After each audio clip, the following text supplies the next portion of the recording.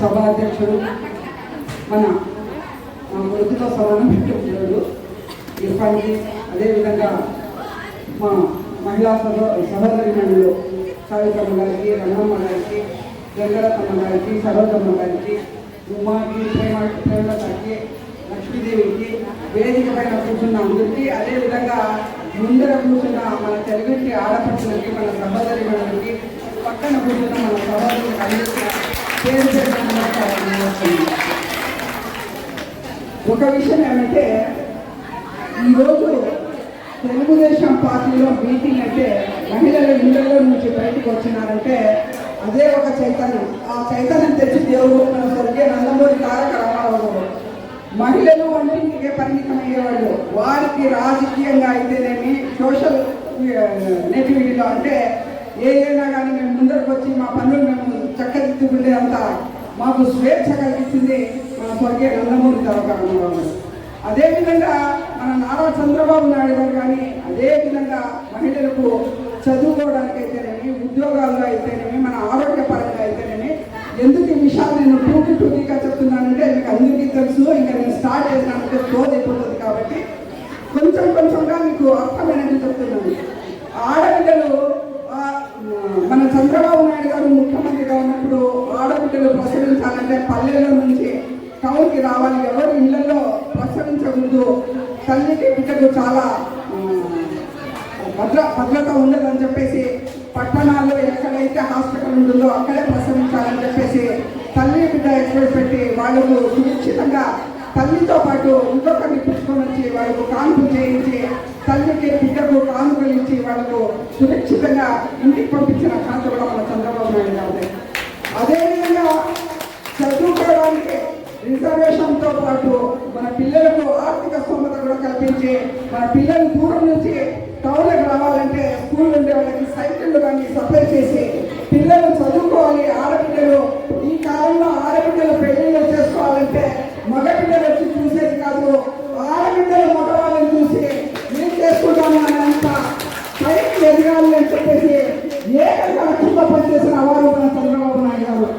అదే కాదు, ఇళ్లలో వంట చేసే మహిళలు కన్నీరు కాచకూడదు అని చెప్పేసి వారికి దీపం పత్రం తీసుకొని వచ్చి ఆ రోజు కట్టెపల్లెల మీద పనులకు వెళ్ళి వచ్చి కట్టెపల్లెలు ఏర్కొని వచ్చి వంటలు చేసి మేము వండుకొని తినే వరకు ఏ అర్ధరాత్రిలో పరరాత్రి అయ్యేది, పచ్చి పిల్లలుంటే కళ్ళలో నుంచి నీళ్లు కారేది.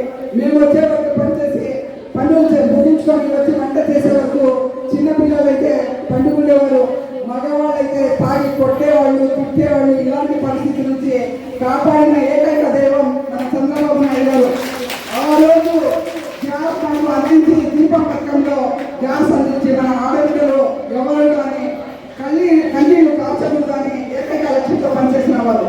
అదేవిధంగా అదే కాదు, దీపం పథకమే కాదు, డాక్రా గ్రూపులు ఒక్కొక్కరు నెలకు ₹1 మీరు కూడబెట్టుకోండి అని చెప్పేసి ఆ రోజు డాక్రా గ్రూపులు ఏర్పాటు చేసి ఈరోజు మహిళలు స్వేచ్ఛగా బ్యాంకులు వెళ్ళి లోన్లు తెచ్చుకుంటున్నారంటే ఆ ఘనత కూడా మన చంద్రబాబు నాయుడు.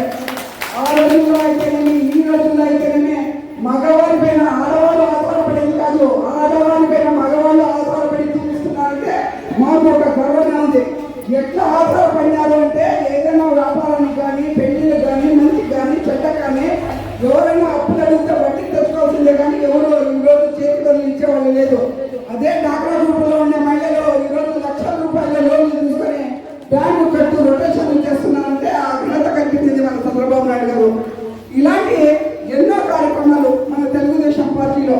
అదేవిధంగా మన ఆడపిల్లలు చదువుకోవడానికి యూనివర్సిటీ స్థాపించింది మన తెలుగుదేశం పార్టీలో. మహిళా ఆడబిడ్డలకు సమాన హక్కు, ఆస్తిలో సమాన హక్కు కల్పించింది మన తెలుగుదేశం పార్టీలోనే.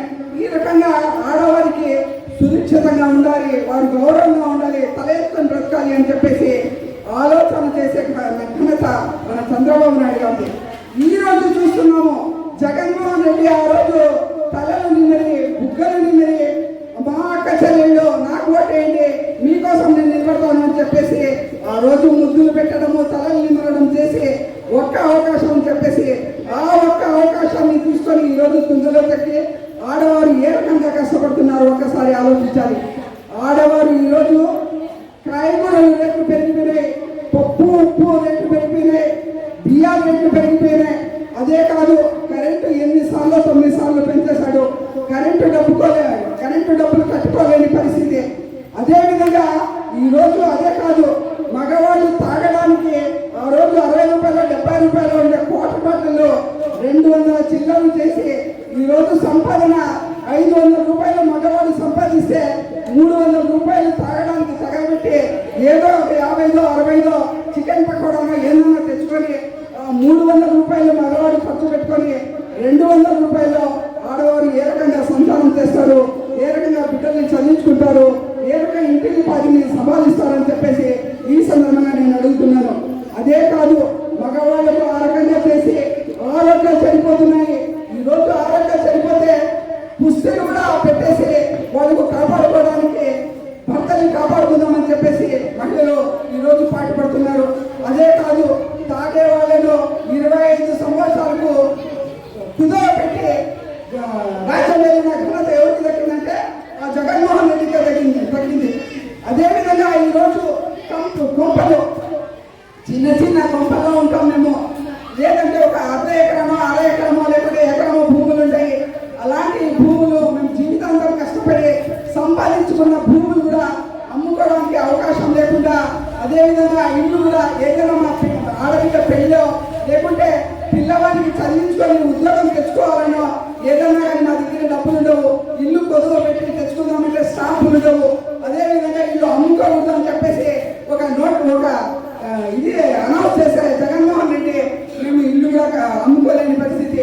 మా వస్తువులు మేము ఖర్చు పెట్టుకోలేక, మేము అమ్ముకోలేక, మా బిడ్డల్ని గాలి వదిలేసి మేము ఏ రకంగా మా భర్తలకి ప్రాణాలు వదిలేంత పరిస్థితి తీసుకొని వచ్చుకొని ఇక్కడ కడుపు నిండా అన్నం తినలేక, అక్కడ డబ్బులు కట్టలేక చెత్త మీద కూడా పన్ను, ఇంటికి పన్నులు పెంచేశారు.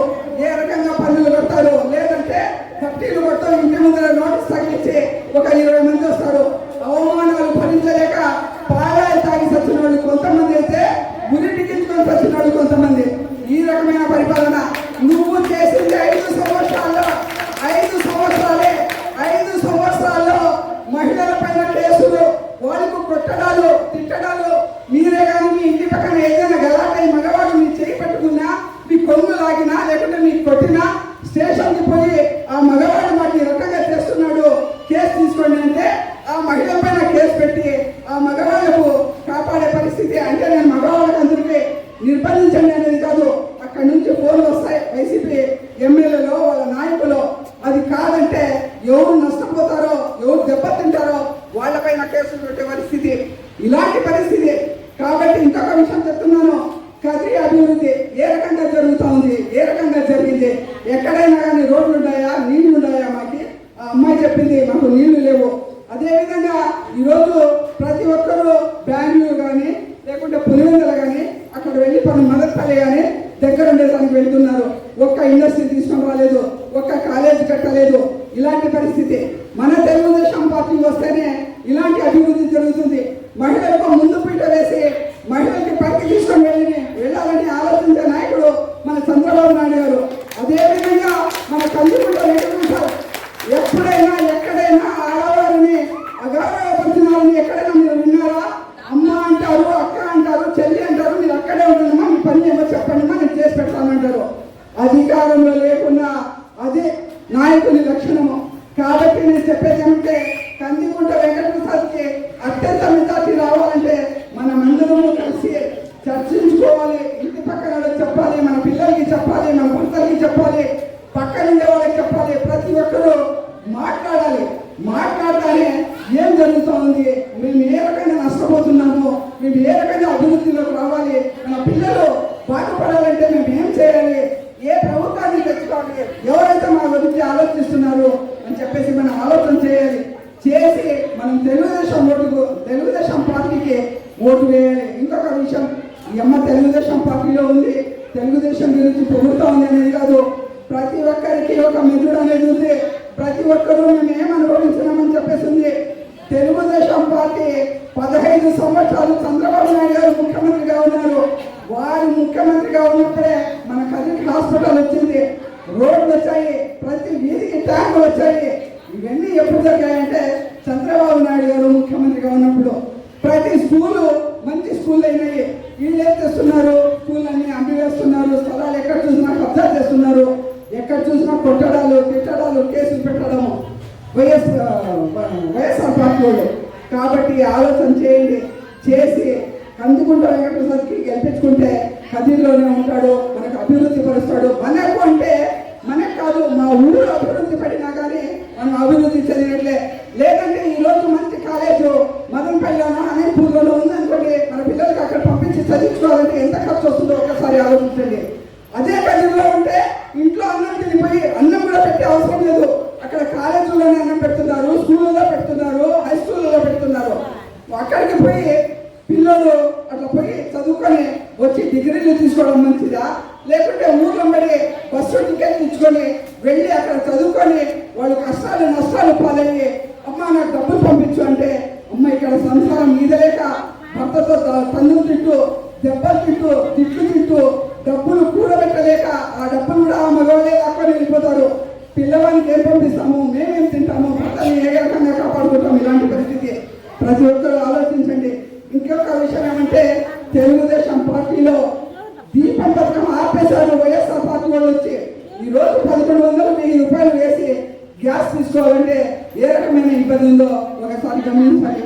ఎందుకంటే ఒకేసారి 1100-1000 రూపాయలు కూడబెట్టి వాళ్ళకి ఇస్తేనే గ్యాస్ ఇస్తారు. గ్యాస్ మీద అలవాటు అయిపోయింది వంట చేసుకోవడానికి. ఈరోజు గ్యాస్ని వదిలిపెట్టలేము, కట్టె పుల్లలు తెచ్చుకోలేము, కట్టె పుల్లలతో పొయ్యి మండించుకోలేము. ఇలాంటి పరిస్థితి ఏమైనా కానీ అప్పైనా సప్పైనా ఏదైనా కుదవ పెట్టైనా కానీ గ్యాస్ కొనాల్సిందే. ఇలాంటి ఇబ్బందుల్లో ఉన్నాం. కాబట్టి మా ఇబ్బంది కనుక్కొని మన చంద్రబాబు నాయుడు గారు సంవత్సరానికి 3 గ్యాస్ సిలిండర్లు ఇస్తామన్నారు. అదేవిధంగా ఈరోజు ఠాగూరు పండుగ కానీ మీటింగ్ అంటే మన అనంతపూర్ అంటే అనంతపూర్ జిల్లా ఉన్నప్పుడు అనంతపూర్, ఇప్పుడు పుట్టపర్తికి వెళ్ళాలన్నా లేదంటే ఎక్కడన్నా మీటింగ్ ఉందంటే ఎక్కడన్నా వెళ్ళాలంటే ఈరోజు బస్సుల్లో ఛార్జీలు ఇక్కడ నుంచి అనంతపూర్ వెళ్ళాలంటే 200 రూపాయలు టికెట్, పుట్టపర్తికి వెళ్ళాలంటే 100 రూపాయలు, 100 రూపాయలు లేకుంటే 70 రూపాయల టికెట్. ఆ రకంగా ఖర్చు పెట్టుకోలేరు. ఎక్కడన్నా వెళ్ళాలంటే నా ఆడపడుచులు అని చెప్పేసి ఈరోజు బస్సు టికెట్ ఫ్రీ చేశారు. మన ఆడబిడ్డలు ఎవరైనా కానీ బస్సులో వెళ్తే మహారాణుల్లో వాళ్ళకు కండక్టర్లు కూర్చోబెట్టుకొని పోవాలి. ఆ రకమైన పరిస్థితి తెచ్చారు. అదేవిధంగా మన పిల్లలు చదువుకునే పిల్లలకి అంటే 18 సంవత్సరాలు తర్వాత 60 సంవత్సరాల లోపల అంటే 60 సంవత్సరాలు వస్తే పెన్షన్ వస్తుంది. పెన్షన్ రాని ప్రతి మహిళకు అంటే మీ ఇంట్లో ఒక కూతురు ఉండొచ్చు, కోడలు ఉండొచ్చు, మర్దాలు ఉండొచ్చు, అందరికీ నెల 1500 రూపాయలు వాళ్ళకు పెన్షన్గా పెన్షన్ రూపంలో ఇంటికి వస్తుంది. అదేవిధంగా మనవాళ్ళు కానీ మనవరాళ్ళు కానీ లేదంటే బిడ్డలు కానీ ఒకరు కాదు, ఇద్దరు కాదు, ముగ్గురు కాదు, నలుగురు ఉన్నా కానీ 60,000 రూపాయలు ఇస్తామని చెప్పేసి మన పిల్లలు చదువుకోవడానికి బంగారు బాట వేస్తానని చెప్తున్న నాయకుడు చంద్రబాబు నాయుడు గారు. ఆ రోజు అన్నవాళ్ళు ఇస్తాము, ఇద్దరికి ఇస్తామని చెప్పాడు జగన్మోహన్ రెడ్డి. ఆ రోజు తిరిగి భారతి కానీ జగన్మోహన్ రెడ్డి కానీ ఇచ్చింది ఏంటంటే ఒక బిడ్డకి ఇస్తామని చెప్పారు. సరేవయ్యా ఒక బిడ్డకి ఎట్లో మేము నాశనం అయిపోతామని అనుకుంటే ఆ ఒక బిడ్డ కూడా 15,000 కాదు, మొదటి సంవత్సరంలో 14,000 ఇచ్చాడు, రెండో సంవత్సరంలో 13,000 ఇచ్చారు. మళ్ళీ వచ్చిన తర్వాత అర్ధం మందికి ఇచ్చి 60 మందికి ఎగరబెట్టేశాడు. 4వ సంవత్సరంలో అయితే 10 మందికి ఇచ్చి 100 మందికి ఎగరబెట్టేశాడు. ఆ 10 మంది కూడా 4,000, 7,000, 8,000. అలాంటి పరిస్థితి. మా మహిళలు ఏమని కొట్టుకుంటారు, ఎవరు పోయాలని కొట్టుకుంటారు. మీలో ఉదాసీనత చూస్తూ ఉంటే ఇదంతా జగన్మోహన్ రెడ్డి ఉదాసీనత అనుకుంటున్నాను. మీలో సంతోషం లేదు, మీ ముఖాల్లో చిరునవ్వు లేదు. మీరు ఎంత మాట్లాడినా ఎంత ఇది చేసినా ఈరోజు మీ ముఖాల్లో సంతోషం కనపడడం లేదంటే మాకు సంసార భావం తలకాయ మీద పడిపోయింది. నవ్వాలంటే కూడా నవ్వు రాదు, సంతోషపడాలంటే సంతోషపడలేము. ఎందుకంటే మహిళ అంటేనే హోమ్ మినిస్టర్, ఇంటినంతా సక్రమంగా తీర్చిదిద్దేదే మహిళ. అలాంటి మహిళ ఈరోజు ఇబ్బందులు పడుతూ ఎక్కడ వెళ్ళినా ఏది సంతోషం వస్తుంది, ఏది చిరునవ్వు వస్తుంది, ఎక్కడ మనం సంతోషపడగలుగుతాము. కాబట్టి ముందు మన సంతోషాన్ని మేము వెతుక్కోవాలి అంటే తెలుగుదేశం పార్టీకి ఓటేయాలి. అక్కడ ముఖ్యమంత్రి చంద్రబాబు నాయుడు, ఇక్కడ కందుకుంట వెంకటేశ్వరని ఎమ్మెల్యే చేసుకోవాలి. అదేవిధంగా ఈరోజు భూములు ఉన్న వాళ్ళకి 20,000 రూపాయలు సంవత్సరానికి వాళ్ళ అకౌంట్లో పడతాయి. అదే కాకుండా మన పిల్లలు డిగ్రీలు చదివి ఉద్యోగాలు రాక ఇళ్లలో ఉండే వాళ్ళకి 3,000 రూపాయలు పెన్షన్ ఇస్తారు. పెన్షన్లు వచ్చే అవ్వాతాతలకి వాళ్ళకు 4,000 రూపాయలు పెన్షన్ ఇస్తారు. మరి కాలో చెయ్యో అవిటి వాళ్ళకు, అంటే అవిటి వాళ్ళని చెప్పకూడదు, వాళ్ళు చాలా పెద్ద హీరోలు, మేము ఆ రకంగా పిలిచకూడదు, వాళ్ళకు ఆ రకంగా చూడకూడదు. వాళ్ళు కూడా అవమానపడకూడదు, తల్లిదండ్రులకు భారం కాకూడదు, భార్యలకు అక్క చెల్లెలకు భారం కాకూడదు అని చెప్పేసి 6,000 రూపాయలు పెన్షన్ చేసిన ఘనత కూడా మన చంద్రబాబు నాయుడు గారికి దక్కుతుంది. ఆ రోజు 200 రూపాయలు ఉన్న పెన్షన్ని 500 చేశాడు, 500 ఉన్న పెన్షన్ని 2,000 చేశాడు. 3,000 నేను పెన్షన్ ఇస్తానంటే మహానుభావుడు జగన్మోహన్ రెడ్డి ఎక్కడా శని మహాత్ముడు మాకు తీసుకొని ఉన్నాడు. నేను ఇస్తాను 3,000 అంటే అవ్వతాతలు అందరూ భయపడి పాపం ఓటు వేసేశారు. ఇచ్చింది ఏంటంటే అంటే 250, 250, 250, 250.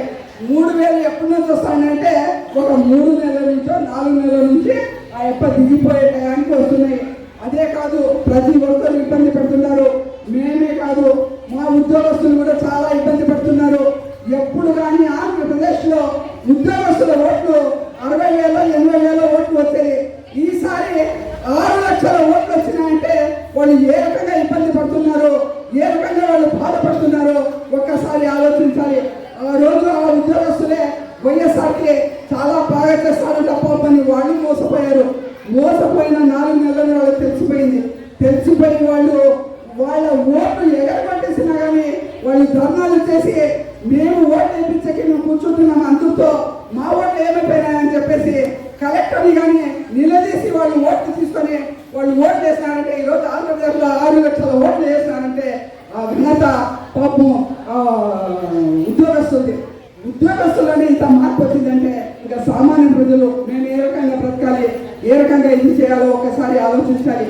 కాబట్టి 3 గ్యాస్ సిలిండర్లు, బస్సు ఫ్రీ టికెట్, మన పిల్లలకు 1,500 రూపాయలు పెన్షన్ రూపంలో ఇస్తారు. అదేవిధంగా మనం వెళ్ళడానికి బస్సు టికెట్ ఫ్రీ, 3 గ్యాస్ సిలిండర్లు చెప్పాను కదా, 3,000 రూపాయలు మన చదువుకున్న పిల్లలకు పెన్షన్ రూపంలో ఇస్తారు. 6,000 రూపాయలు డిజేబుల్స్కి పెన్షన్ ఇస్తారు. పెద్దవాళ్లకు 3,000 రూపాయలు వచ్చే పెన్షన్ 4,000 రూపాయలుగా ఇస్తారు.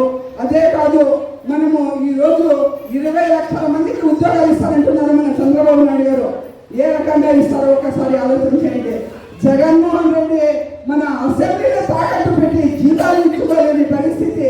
చంద్రబాబు నాయుడు గారు 20 లక్షల ఉద్యోగాలు ఇస్తానని చెప్పేసి చెప్తున్నారంటే దానికి ఆలోచన చేయాలి. ఎందుకంటే ఆ రోజు కూడా 16,000 కోట్లు పట్టేట్టున్నా కానీ ఆంధ్రప్రదేశ్ తెలంగాణ వేరైనప్పుడు ధైర్యంగా బస్సు కింద కూర్చొని ముఖ్యమంత్రిగా ప్రతి ఒక్కరికి, అంటే ఎస్సీ ఎస్టీల బిడ్డలకు కానీ 30,000 రూపాయలు పెళ్లిళ్ళు చేసుకోవడానికి ఇచ్చారు.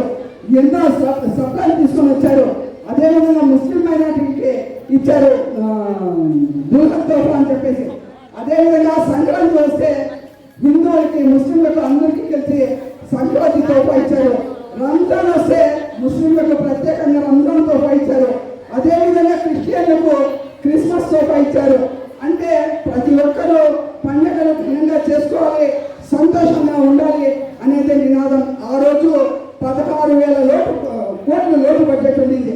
ఈ రోజు 20 లక్షల ఉద్యోగాలు ఇస్తున్నారని ఏ సంత చెప్తున్నారు. ఇప్పుడు మా మహిళ అడిగింది, ఏమని అడిగింది, మాకు ఇండస్ట్రీ కావాలని చెప్పేసి. అలా ఇండస్ట్రీలో మాకు అన్నింటి ఇండస్ట్రీ వస్తుంది, కాలేజీలు వస్తాయి, అన్నీ వస్తాయి. అయితే మన కందికొండ వెంకటప్రసాద్ ఎమ్మెల్యే చేసుకుంటేనే ఇవన్నీ మేము సాధించుకోగలము. అక్కడ ముఖ్యమంత్రి చంద్రబాబు నాయుడు కావాలి, ఇక్కడ కందికొండ ప్రసాద్ కావాలి. కాబట్టి అలాంటి ఇండస్ట్రీలు పెట్టి దాంట్లో సంపదని పైకి తీసి మాకు ఇవన్నీ సంక్షేమ కార్యక్రమాలు చేస్తానని చెప్పేసి వారికి అనుభవం ఉంది. కాబట్టి ఏ రకంగా చేస్తారో ఆ రకంగా ఇప్పుడు ఇంట్లో వంట చేస్తుంటుంది మహిళ.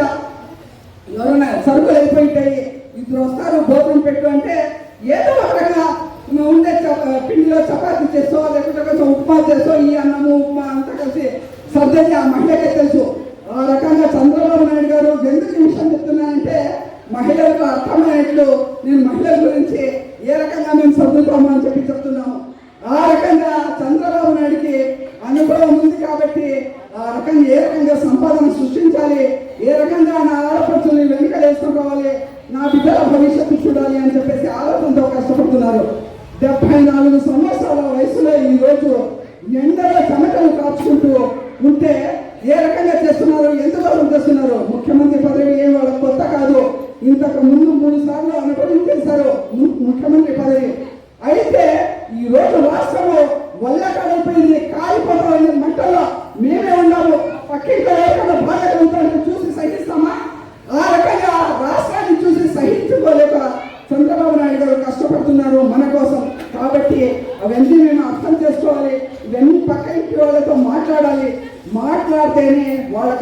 అవుతుంది. ఇంకొక విషయం, మేము అబద్ధాలు చెప్పడం లేదు, మాకు ఒక మెదడు అనేది ఉంది. మేము కూర్చొని ఆలోచిస్తే నిజమా అబద్ధమా అనేది అర్థమవుతుంది. కాబట్టి మన సహోదరి మనలకు అందరికీ చేతులు ఎత్తి నమస్కరిస్తూ విన్నవించుకునేది ఒకటే విషయం ఈ పరిధిలోనూ. అది ఏమంటే, తెలుగుదేశం పార్టీకి ఓటు ఇవ్వండి. అక్కడ 2 ఓట్లు ఇస్తారు. మొదటి సంఖ్యలో గంజికొండ వెంకటప్రసాద్ నెంబర్ 1లో ఉంటారు. ఇంకొకటి వచ్చేసి సైకిల్, అంటే మేము ఎక్కడైనా చూసుకోవచ్చు సైకిల్ గుర్తు. కాబట్టి మేము వెళ్ళినప్పుడు 2 సైకిల్ గుర్తుల పైన ఓటు వేయాలి. ఇంకోటి, కులాలకు మతాలకు అతీతంగా ఈ ఎలక్షన్ జరుగుతూ ఉంది. ఒకరు చెప్తారు ముస్లిం ఉన్నాడు ముస్లింకు ఓటేయండి అని, ఒకరు చెప్తారు హిందూ ఉన్నాడు హిందూకి ఓటేయండి అని. ముస్లింలకు హిందువులకి ఎప్పుడు ఏర్పరచుకోవాలంటే, మా ఇంటి ఆడబిడ్డను ఇచ్చేటప్పుడు ముస్లిం ఇంటికే ఇస్తాము, మీ ఇంటి ఆడబిడ్డను ఇచ్చేటప్పుడు మీ కులం ఉంటే ఇస్తాము అనేది ఎంచుకోవాలి. అయితే ఈరోజు ఆంధ్రప్రదేశ్ అల్లకల్లోలంలో ఉంది. అదేవిధంగా మాదక ద్రవ్యాలు ఎప్పుడూ లేని పరిస్థితిలో మాదక ద్రవ్యాలు వస్తున్నాయి. మన పిల్లలు 15-16 సంవత్సరాల పిల్లలు గంజాయికి అలవాటు పడి తాగుతూ తుళ్ళుతూ వాళ్ళు తూగుకుంటూ ఇంటికి వస్తుంటే ఆ తల్లి కడుపు ఏ విధంగా మంట పడుతుందో ఒక్కసారి ఆలోచించండి.